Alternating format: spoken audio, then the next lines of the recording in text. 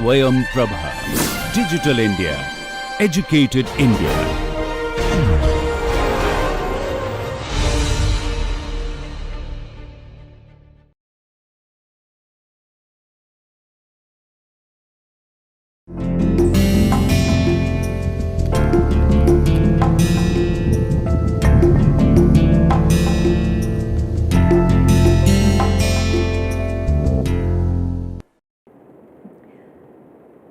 So, we are now starting on with subpart 4, scenarios and storyboards. So, basically the whole notion of storyboarding of our concept under the section called concepting and building. So, remember, we are now trying to create concepts and then actually we are going to build them, because until we do that, it is not reality. Until now, we've spoken about generating ideas, big volume of ideas, then taking all of them, bundling them and everything. Now we need to put them in a form that makes it possible to put in front of someone, that makes it possible to share amongst ourselves as a team, so that we're all on the same page, all with the same understanding about what we mean about our concept, and then also to share it beyond the design team, beyond the immediate product team that is working on it, so that everyone starts to understand what is it that we're talking about. Okay? So, scenarios and storyboards. Now, this is a storytelling approach to design. Okay? I think you're all by now familiar, because storytelling has gotten a lot of attention these days, how important it is and how powerful it is as a way of communicating and conveying and making an idea much more powerful, regardless of what the context is. So, rather than functionally saying that this happens, if you were to say, for example, in a library, I'm not sure whether we spoke about this example earlier, but instead of saying, in a library we need to get better computers, more because there's more processing power, and what we have is not the latest and all that, and people, it slows people down and everything.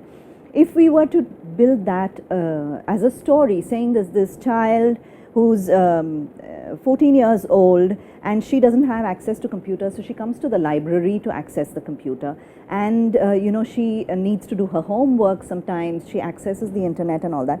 So for this child, for example, it was very important for for this such an example, when you say this as a story, that for her, she is the reason we need to upgrade all our computers, right? So when you say it like this, it sounds a lot more compelling, it makes more sense. So a story generally is something that makes a lot of sense to people. So that is the concept, that is the idea, that is the understanding about how people like to hear thoughts, like to or connect better, is the basis on which this technique, this tool has been developed. So it's a storytelling approach to design, where we are telling the story about our design. So what we do is we capture the moment of usage action to meet a need. There's a particular need, a user need. Now you understand very well what that means, and we are capturing the moment of usage. The moment of usage is where we as the design team come in. We have designed that moment of usage. Good, bad or ugly, we have designed it. So it's capturing that moment. What happens when the user meets the product? When the user is standing in front of that microwave oven and staring at it and saying, now what do I do? Okay? It also is used to capture the user's motivations and actions. We, at the back of our minds, through our research, now our insights are at the back of our minds. They should be at the back of our minds. So we have a strong clarity about what are the user's motivations, what are the kind of actions they're likely to take. So this storyboard would capture precisely this. So just a quick example to show you. This is capturing the journey of a person as they walk through the light rail transit system. So she enters the train station, she purchases the ticket, then she confirms the information on the map where she wants to go, and then she's waiting and waiting, and then the train is arriving, and then she goes to the right train, she rides with other passengers, and then she gets off at the train at the right stop and exits the station. Okay, so if you see, this is the story that is showing what the person, the steps that they're taking to get through this. So of course this is capturing a story in the present. What do we do with storyboards, right? A storyboard is a quick, low resolution prototype. Okay, storyboards help you visualize your concept. It helps you visualize your concept from start to finish. You may not do it in one storyboard, you may do several storyboards for it. So you may allocate certain parts of the design to certain storyboards, but essentially what are they doing? They're helping you visualize your concept from start to finish. And what does concept mean? It is not just your product or your service, it is how the product and the service and the person work together, how they all interact together. That is the purpose of the storyboard. Okay, so it's the story of usage of product or service, and it's in the future. It doesn't exist today, and you're going to convey that through a storyboard. So storyboards help us to articulate our thoughts about how the product will be, how it will be in the lives of our users. Remember, we are moving from existing situations to preferred ones, right? So how the product will be in the lives of our users, we articulate that. We have a shared understanding among everyone on the team before we start building the product, right? Before we jump into building the product, we build the entire story around how it fits into the user's life, and then we can look at that and say, how does this make sense? Or okay, this is a good idea, let's take this further. Things like that. Okay, so storyboards help to fully think through your concept. It helps you to elaborate on the entire thing and say, okay, now what would the user do? And now what should we present to the user? Okay, things like that. You saw this example yesterday where it's represented in a very quick way about troubleshooting for the network problems. Now, in a storyboard, the point I want to make over here is you don't necessarily have to be fancy. There are various fidelities and methods and approaches to creating a storyboard. As you can see, this is a very simple way to do it, right? So it helps us to think, it helps others to understand, and it helps others to communicate their experience. Okay, so everyone is able to pull their thoughts together, or even if you were to show this to during usability testing, which we will cover in the next section. But if you were to, in the testing, say, okay, look at this story, and then the user perhaps responds to it and tells you whether you make sense to them or not. All right, so let's look at some scenarios. As I told you, the Pune Corporation site, we created these different personas, and we spoke about this one yesterday as a scenario. And they want to know if they can start a similar program in their own locality through the Pune Municipal Corporation site. This is the goal of the user. Okay, this is what the user wants to do. Now this is Aniruddha De. He's a finance manager. So his career, he's from Ranchi and he's come to Pune 4 years ago. He has a very busy schedule, but in his leisure he likes to explore the city, and this is a new city for him, right? So familiarity with the computer as medium, and he can access internet at home. So that's the initial parts of the persona we've created. Let's look at his scenario, his sort of background and motivation and goal to connect with the Pune Municipal Corporation site, or how would that site live in his life. Aniruddha has recently purchased a new flat and wants to get his name transferred. Due to his hectic schedule, he can only do this on weekends, right? He came to know that PMC has an official website. He decides to complete his residence transfer formalities online.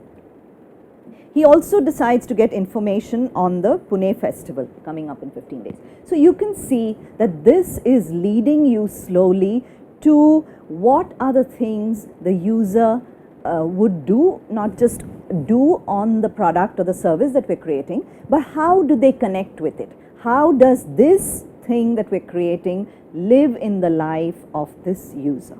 Let's look at another person, right? Another persona. These were three of there were few personas that were created, I believe 5 or so. This was one of them.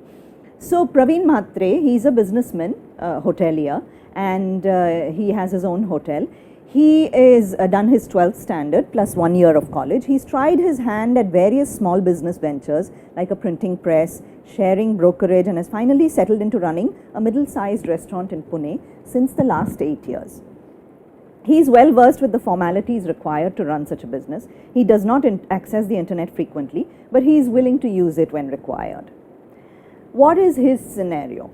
Praveen realizes that the validity of his license to run the restaurant will expire next week. He needs to get the renewal from PMC. Okay?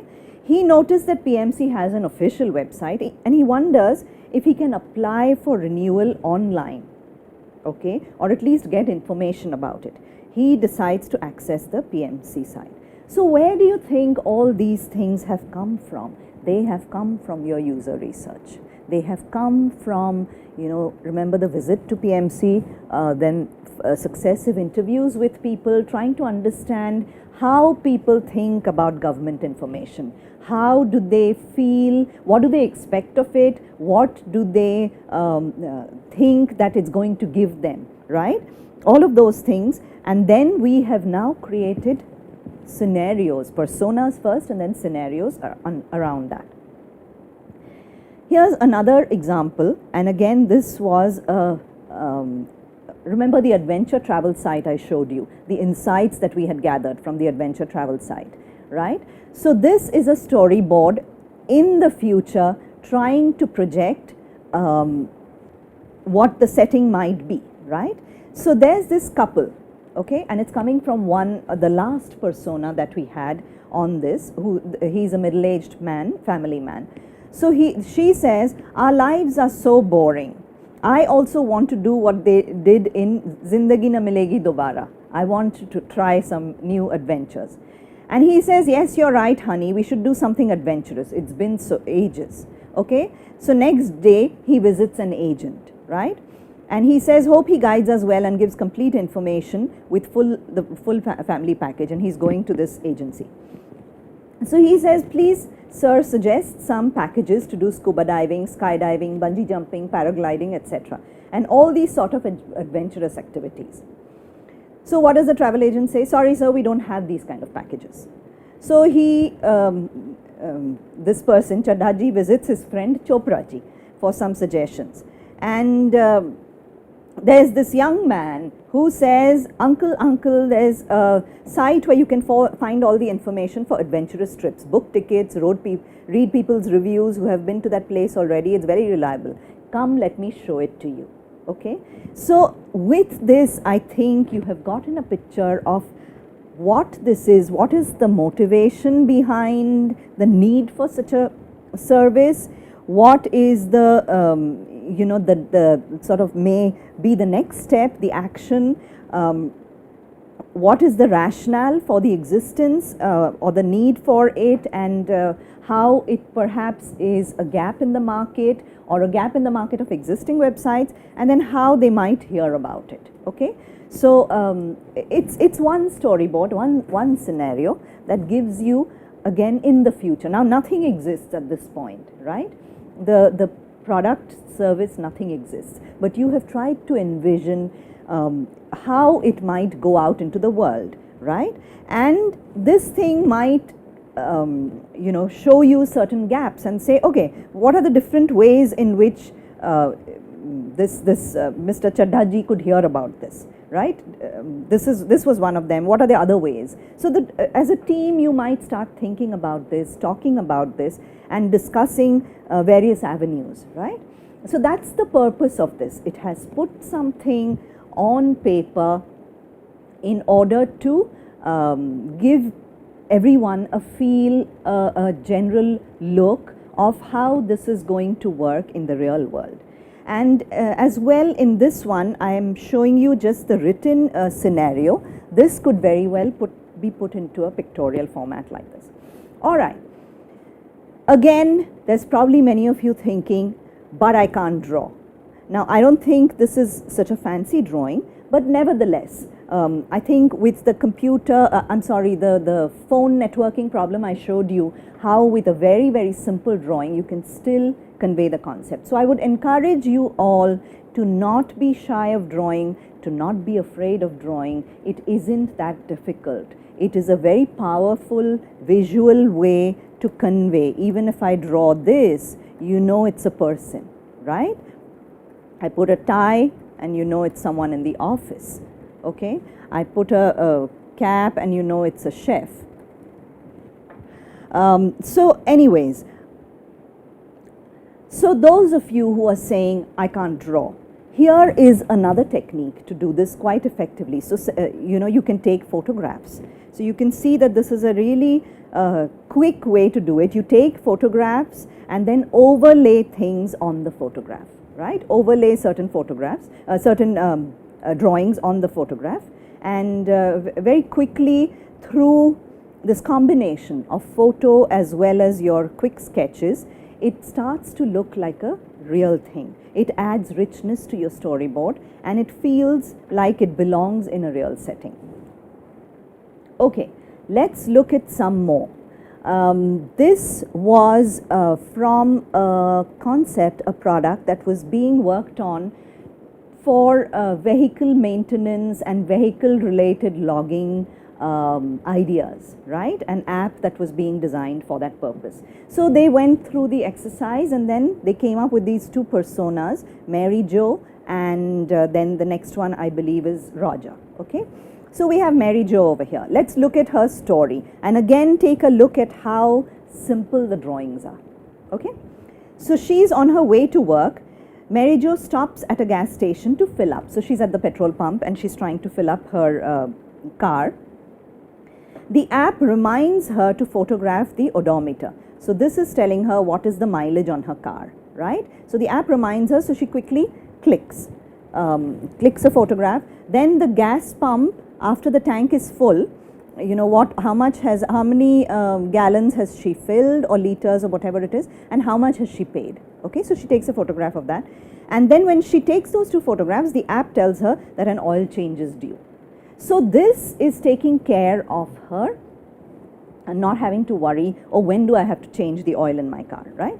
So then Mary Jo calls her favorite car place to schedule an appointment, and she is happy knowing that her car is being taken care of reliably. So as you can see, we have gone through a story. I've told you a little story in pictures about Mary Jo and what she's doing and how this particular concept of the app fits into her life.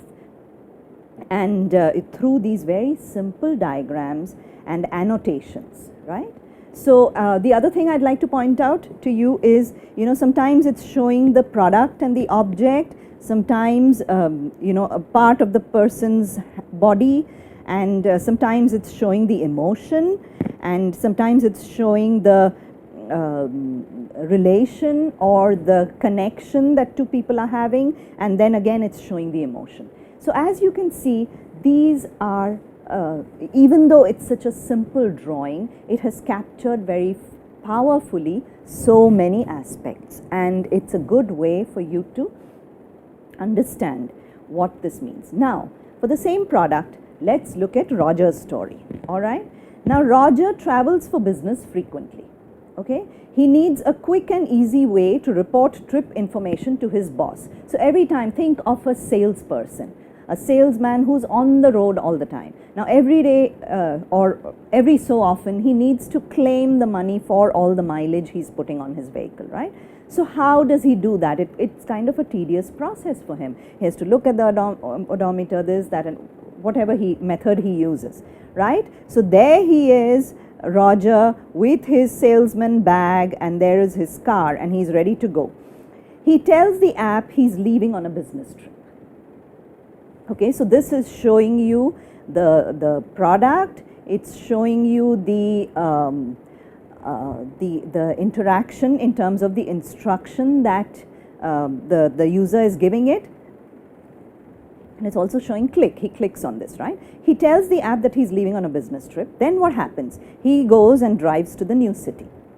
He goes wherever he goes. He gives a successful presentation, right? So it's telling you what he does and all that, because he's at ease, right?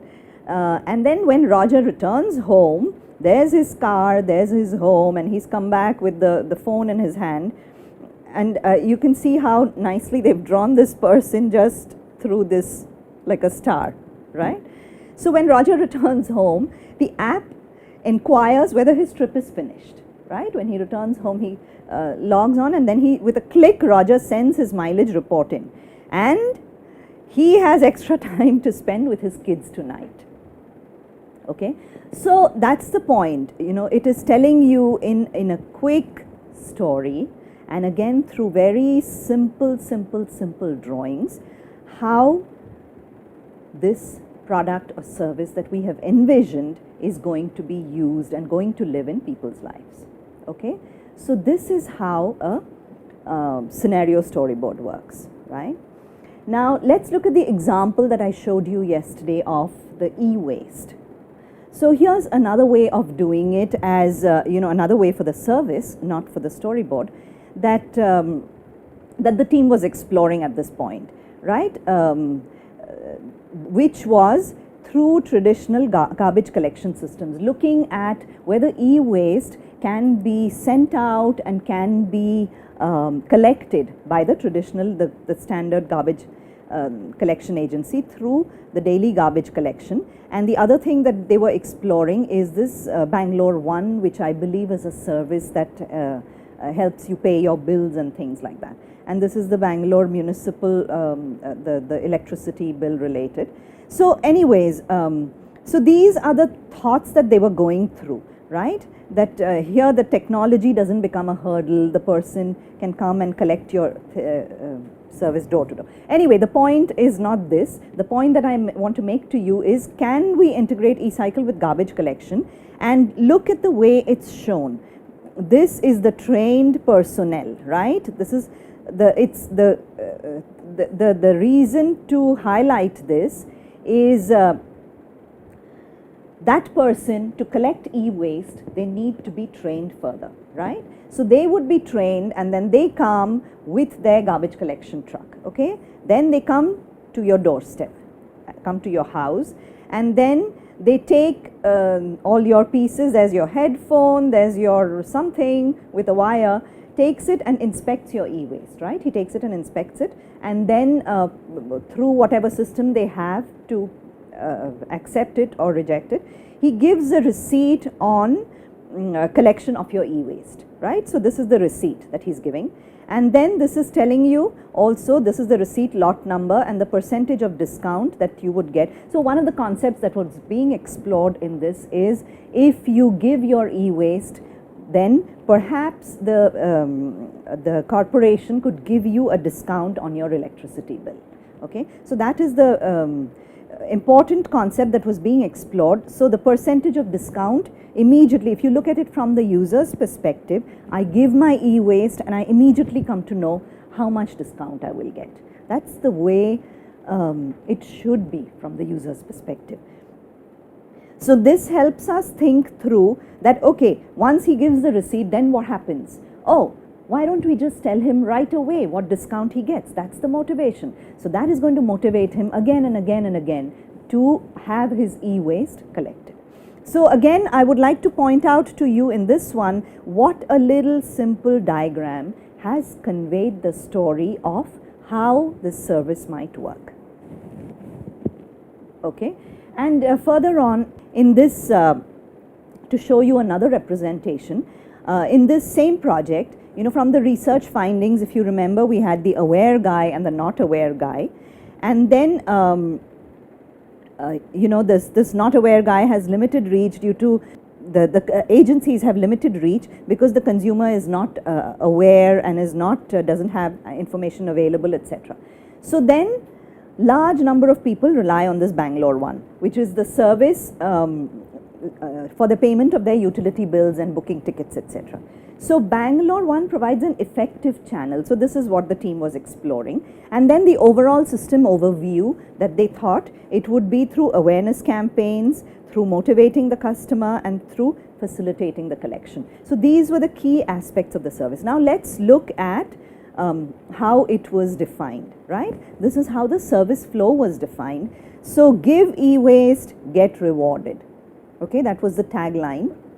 And then this is a system diagram that was created explaining the course of e-waste from consumer to recycler. The model works on public-private partnership, etc.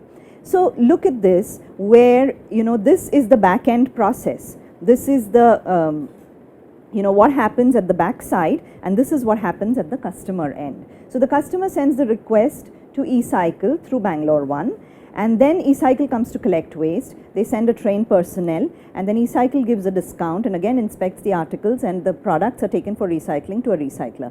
eCycle takes up the waste for segregation. From here the waste goes to the authorized recycler, and over here agent inspects, eCycles, etc.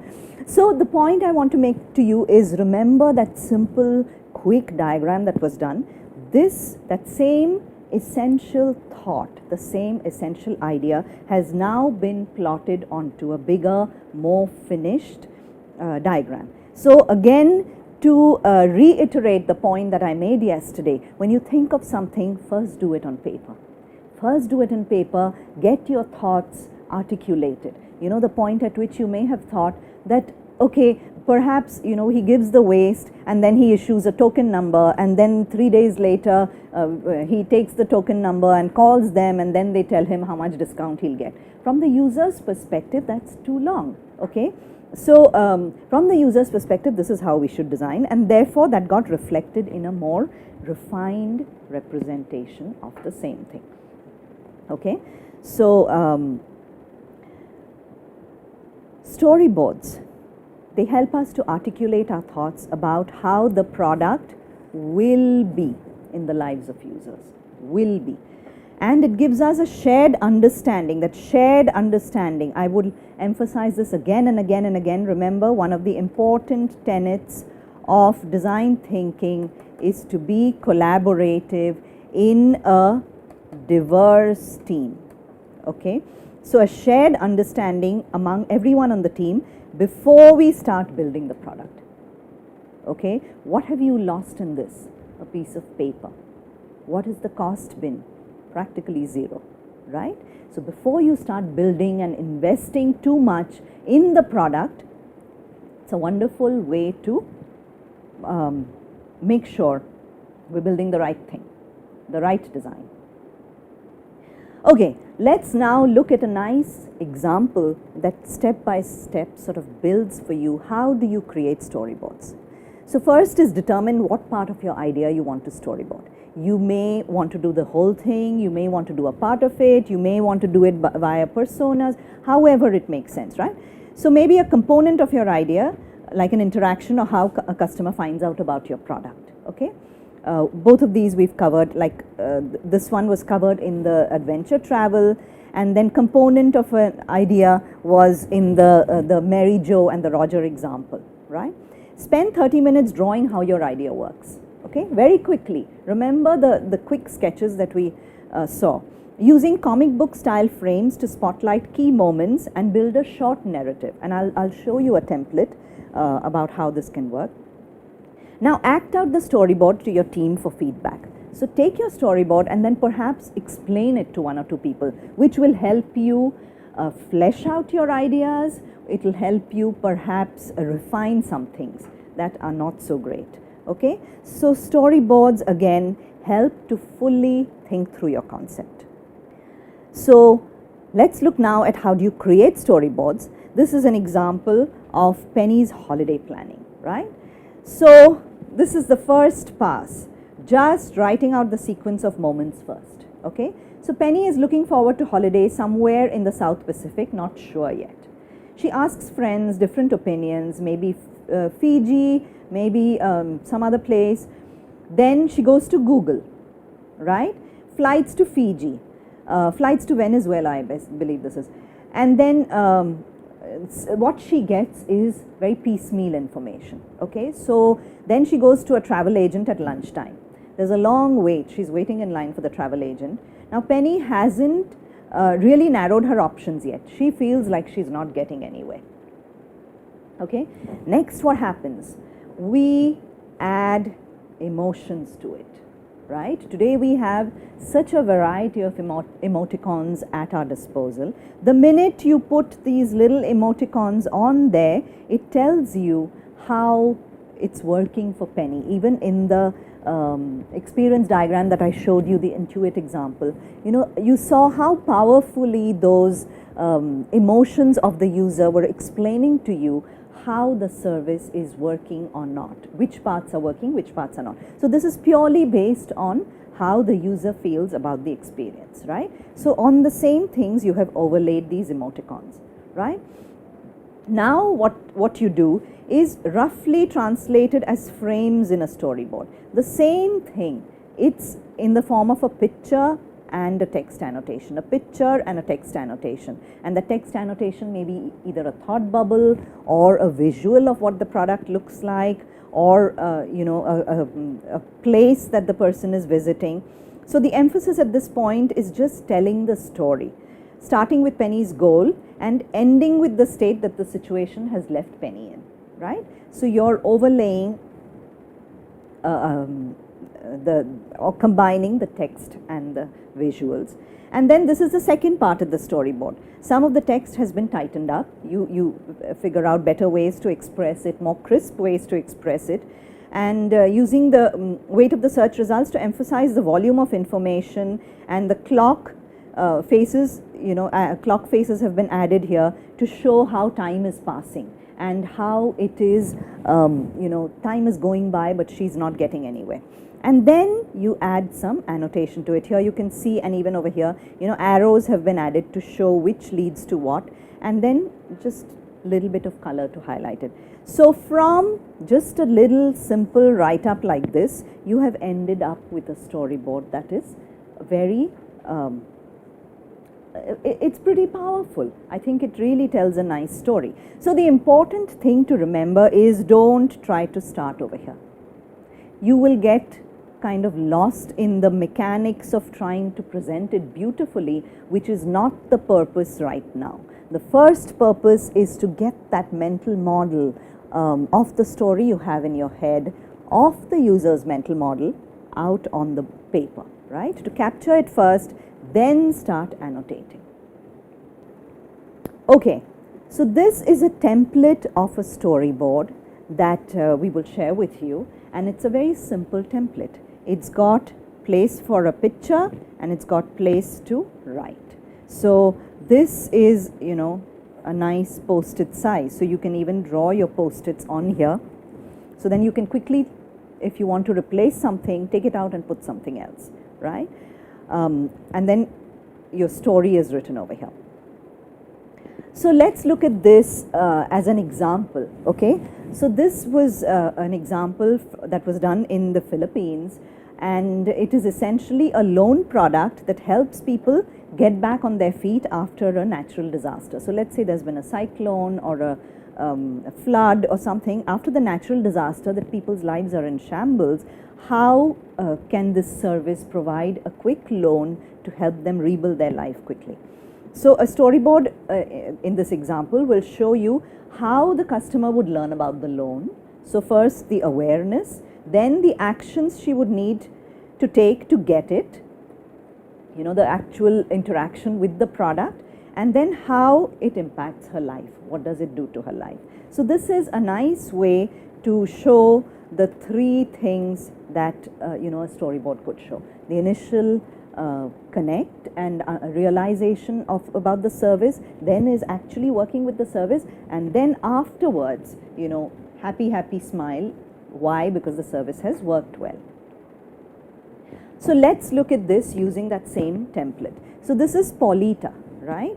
Paulita has two children, Roberta and Felipe. Her house was destroyed in the typhoon, okay?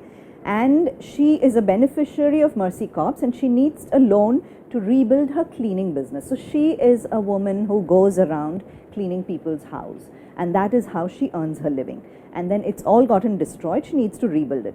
She's heard about this service and that it's easy to get, and that it will help her to get her back on her feet, that it will help get her a loan. So what happens? She travels to the local market and she stops by the stall of this particular service. So this person is asking her at there, have you heard about our loan before? And she says, no, tell me more. Or yes, tell me more, whatever it is. So she stops there, and then she gives in all her papers and her ID and everything to the agent, and so that he can sign her up for the loan. And then Paulita, as she's standing over there, she immediately gets a text confirming that she's officially a customer, right? That she's gotten approved as a customer, and immediately she's gotten this text on her SMS on her phone. And then, so here Paulita is signing up, right? Here you come to know about who she is, then she's signing up. She cashes out. This is where she actually gets the loan. She goes to the nearest bank partner outlet, which is conveniently located in the same market. So this service and the bank is located next to each other, and with her phone number and her ID, she cashes out and takes her money with her. So it was that simple. She got an SMS on her phone, she goes there and she gets the money. And then now she has to repay the loan successively, right? So back in the village, Paulita goes to an agent to pay her weekly installment. Again, she's not going somewhere far away. This is great for her because the nearest BPO is 10 kilometers away. Okay, so she doesn't have to go 10 kilometers away. She's right there, and she obviously it's difficult for her to visit 10 kilometers away.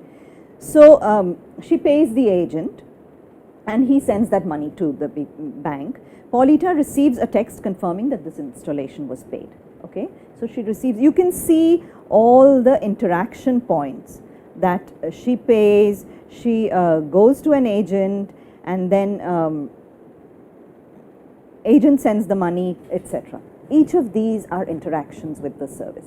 And then what happens 11 weeks later, right? She makes her final loan payment, and she's proud to have built up her cleaning business all over again with the help of the bank.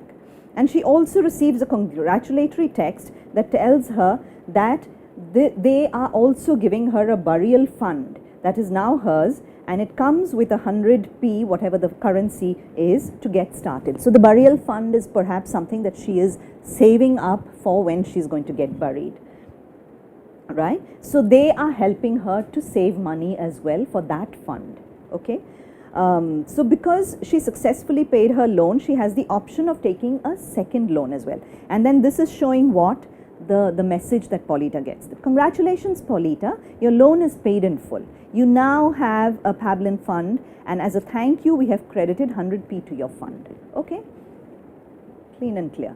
Then Paulita grows her fund. She can continue to grow her fund anytime she has some extra cash. So if she sells some goods, she is able to put it in that fund. If her daughter sends her money from Manila, she is able to put it in the fund, and so on and so forth. So as you can see, through these only 6 frames and some simple pictures which covered, here people, here is the interaction, people to people interaction, here is the transaction interaction, here is again what's happening between the people, here is the interaction with the device or the service, and then this again is showing how it's benefiting in her life. Okay, so if you look back, the storyboard showed us how she would learn about the loan, the actions she would need to take to get it, and how it would impact her life.